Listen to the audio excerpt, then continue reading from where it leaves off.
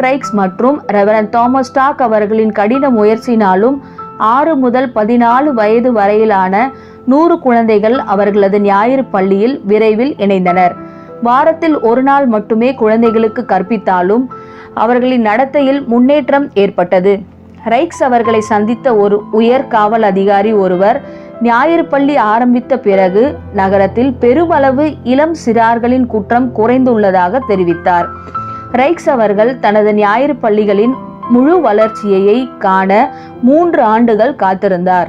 விரைவில் இங்கிலாந்து முழுவதும் உள்ள நகரங்களில் சுமார் 4000 புதிய ஞாயிறு பள்ளிகள் தொடங்கப்பட்டன. ஞாயிறு பள்ளிகளுக்கான வாசிப்பு புத்தகங்கள், எழுத்து புத்தகங்கள், வேதாகமத்தை பற்றிய புத்தகங்கள் மற்றும் வேத பிரதிகள் ஆகியவற்றை அச்சடிக்க ராபர்ட் ரைக்ஸ் அவர்கள் தனது அச்சகத்தையே பயன்படுத்தினார். ஞாயிறு பள்ளிகள் மேல் விமர்சனங்கள்